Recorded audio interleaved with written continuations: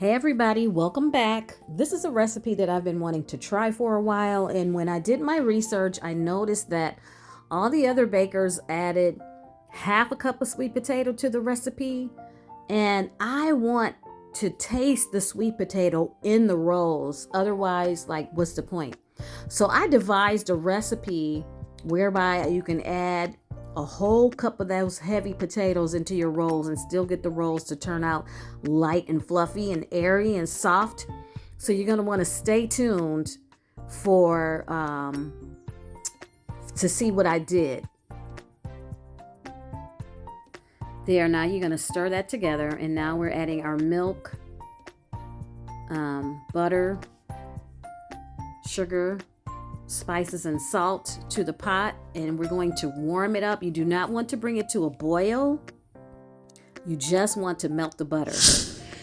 Okay, now everything has dissolved. The butter, everything is nice and warm, but not too hot. Next, I'm adding 1 cup of baked mashed sweet potato. Now, y'all, I am really hoping that 1 cup is not too much. But we shall see. I think I may have to throw this in the blender. We shall see. I hope 1 cup is. All the other recipes I saw when I researched, they only added about a half cup to 2 cups of flour. But I really want the sweet potato flavor to shine through. And when I have a recipe for sweet potato beignets. If you haven't seen that, check it out. Because basically it's almost the same recipe with a couple of exceptions. And so I'm just hoping that my rolls will rise nice and light and fluffy with this much potato added with. Okay, next we're going to temper my eggs. Oh, that's perfect. It's not too hot, but you don't want your eggs to cook. So I'm going to add a little sweet potato to the eggs at a time to warm the eggs up. This is called tempering your eggs for those of you who may not cook a lot. You don't want to scramble your eggs, so I'm just going to incorporate a little of the warm mixture into the eggs to bring the temperature of the eggs up. And to all my subscribers, thank you.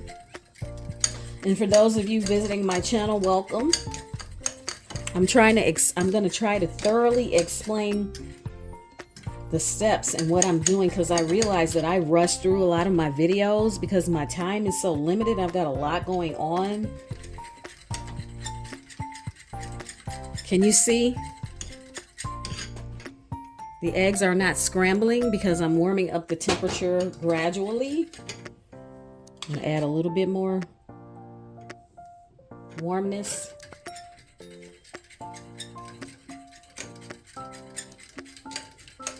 One more, and then I think I can safely add these eggs to the pot.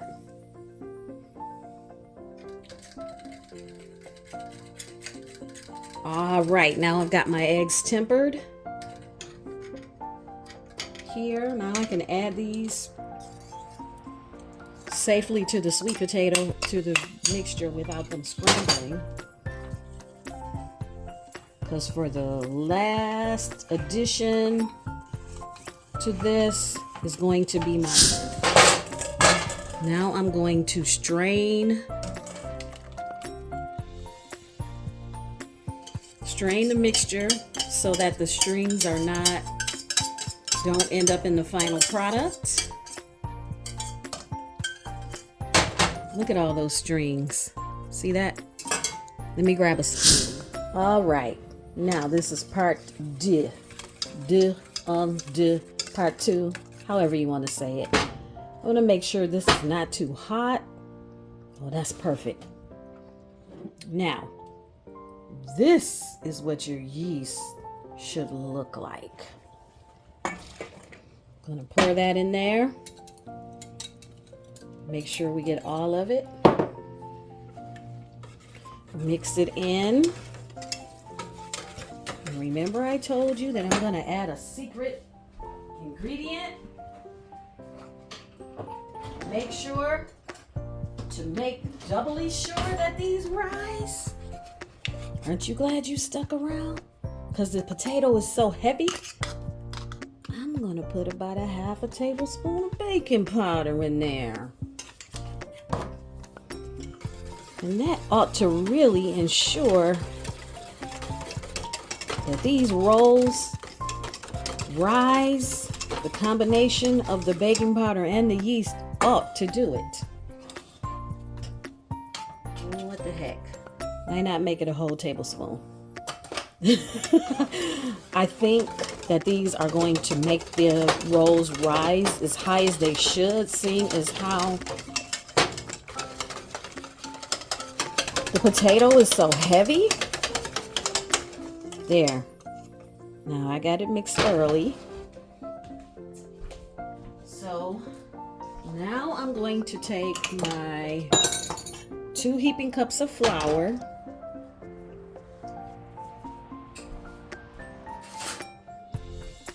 I'm going to make a well in the middle of it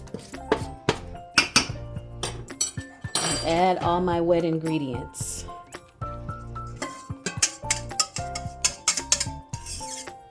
All right. Now let's start mixing. This is going to be sticky, but sticky dough is much better than dry dough. If your dough is too dry,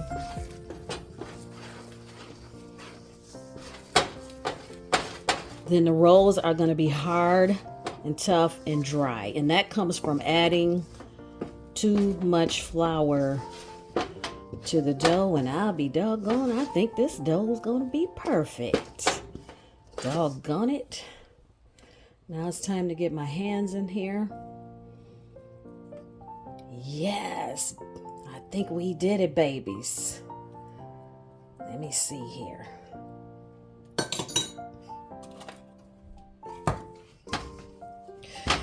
Oh, what an exquisite dough. And it is sticky. So now let me show you how to form a ball of dough. And this is the crucial part of the recipe, because if you add too much flour at this point, your rolls are going to be hard and dry, like I said. I'll be right back. Okay, babies, watch me closely. You see, we can't handle it because it's too sticky. I'm going to add 1 tablespoon at a time of flour.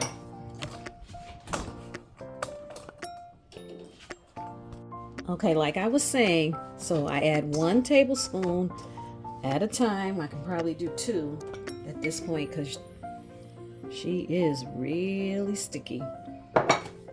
And this is how you keep your rolls nice and soft and moist and fluffy by not adding. See my technique? Go around the edges with the flour underneath and on top. Keep your rolls nice and light and moist and fluffy. I had to stop this. Oh, this dough is exquisite, y'all. Put a little bit underneath there where it's sticky underneath the bottom. I tell you, this dough is exquisite, baby. This recipe is going to make about 2 dozen rolls. I need a little bit more. So you see, and each recipe is different. Roll making, each batch comes out differently. So it's not I can't tell you like add a half cup flour more or anything like that. You just kind of have to add it as you go, and you'll know because it'll stick. See how it just stuck? Put a little bit more flour on there, not too much. That was about a half a tablespoon. At this point, if you add more, it should be a half tablespoon at a time.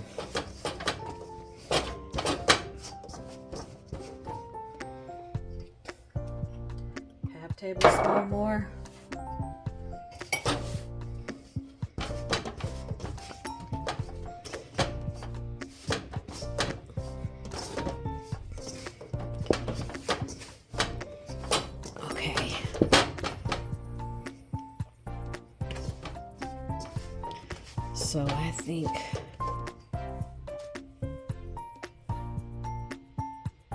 after this, that last little bit of flour might be good. Yeah, I think we might be good now. So I'm going to transfer my dough to a clean bowl. And I'm going to show you another trick I use to help keep them buttery and light and fluffy. I'm telling you, I had to stop filming this recipe because I didn't put a baking sheet under the pie that I made. See my pie back there? I tried one of those hacks I saw on social media, but I elevated it. You may want to go check out that recipe too, because if you're having company, all right, that's enough. Let me show you one last thing. Let me get these little bits of dough here. I'm going to show you one last trick that I use to make the most light, fluffy, buttery rolls ever. And I'll be back. All right, I got a clean bowl. Got a little melted butter. I may have gotten it too hot. So I'm going to pour a little in the bottom and I'm going to let that cool off and I'll be right back. Okay, she's cool enough. Now I'm going to take my dough, see my dough, and flip it out of that bowl and into this bowl.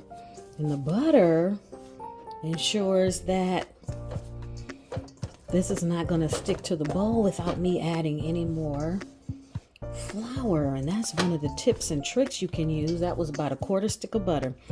One of the tips and tricks you can use to prevent from adding any more flour to your dough.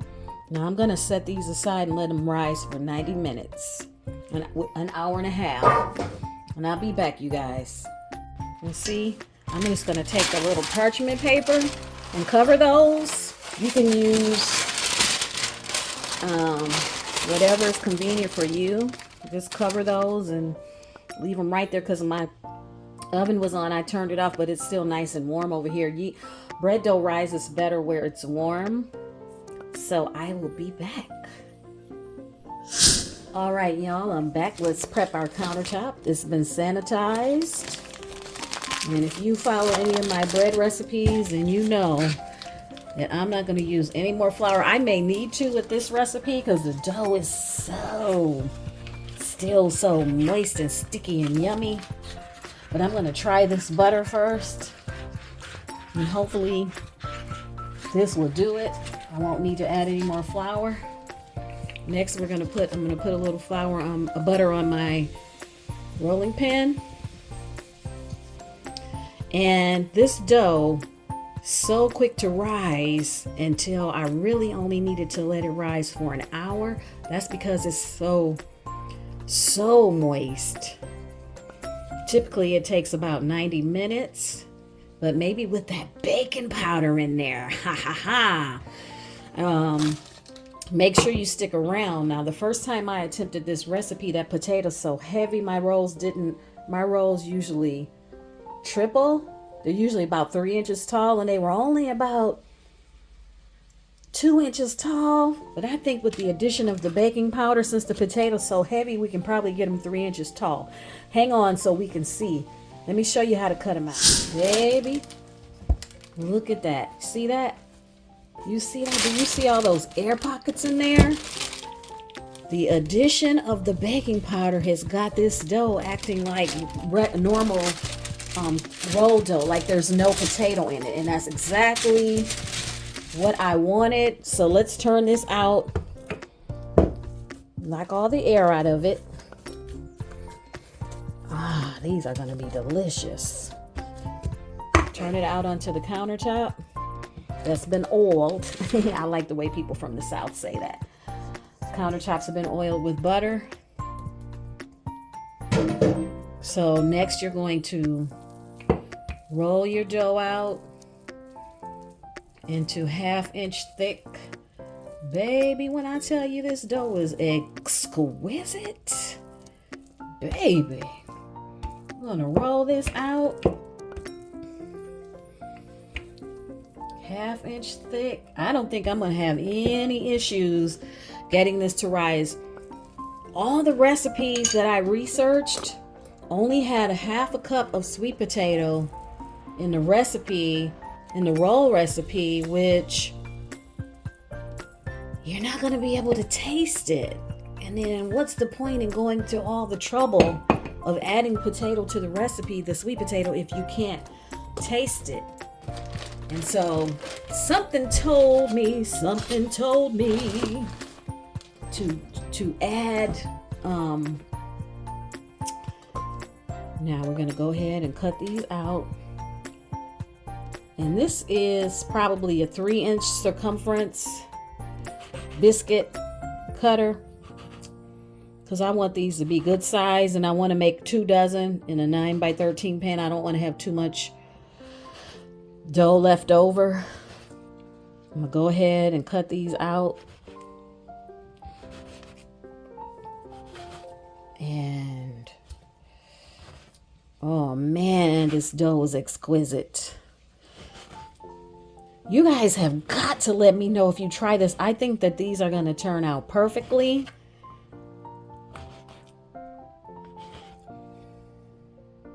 You guys, make sure you look in the description box for the full recipe, list of ingredients, and measurements.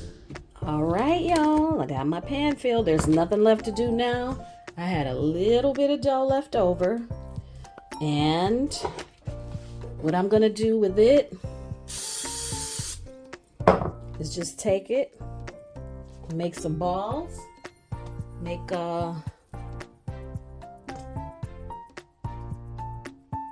probably make like 2 cloverleaf rolls.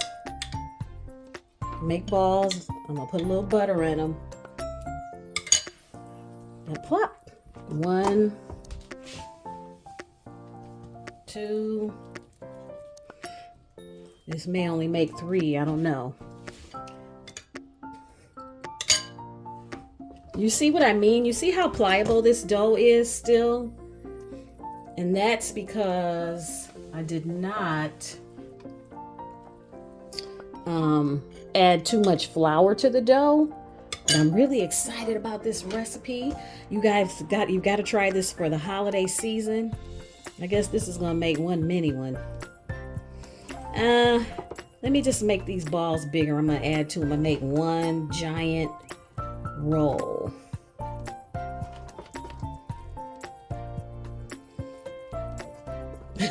The dough is so, look at that. They're puffing up and rising already. Wow. Okay. It's hard to form the balls because the dough is so soft. Anyhow, I'm going to put these cover them and put them in a warm place. I have a gas oven and stovetop, so I'm going to cover these. Do not turn the oven on if you do this. You just want the warmth from the oven to help expedite the rising process. And so I'm going to let you time it and let you know how long that takes. But as you can see, like the air pockets are really, they're starting to rise already. All right, let's let these aside and let them rise. I'm gonna clean up my mess and I'll be back. That 20 minutes and they've already doubled. And one thing I want to tell you, see those air pockets in there? One thing I want to tell you about making rolls is if you let them rise too long, then the dough is going to fall. And the only way to save it is to roll them out, cut them out, and let them rise all over again. And so ain't nobody got time for that. So they've doubled in size already. And the heat from the oven is what is going to make them puff up even more. So I'm going to pop them into a 350-degree preheated oven. Because this dough it ain't playing, y'all, okay? Let me get these into the oven. And then I'll let you know approximately how long to Bake them. It varies with each batch, but I'll let you know about this batch. Y'all, look at this. The full batch is not ready yet. This was a little small extra one I made. Look at that. Baby, when I tell you that these rolls are delicious, let me dip them in a little bit of this, put a little bit of this butter on there. Oh, you have got to try this recipe. Look at there. Look at that exquisite texture. I knew that baking powder was gonna help. I'll be back when the rest of them come out of the oven. There they are. That was about 40 minutes. And aren't they exquisite? I showed you the texture with the little ugly one, little extra one I made. Look at that. Beautiful. Light, fluffy. You all have to let me know if you try this for the holiday season. I would encourage you to make one batch ahead of time. But if you follow the instructions I laid out, they'll turn out perfectly, I promise you. Anyhow, let me know if you try this recipe. I'll talk to y'all later. Bye-bye. Thanks for coming, and don't forget, as always, it's free to subscribe. So go ahead and subscribe and comment, like, and share this recipe for the holiday season. And thank you in advance. Bye-bye.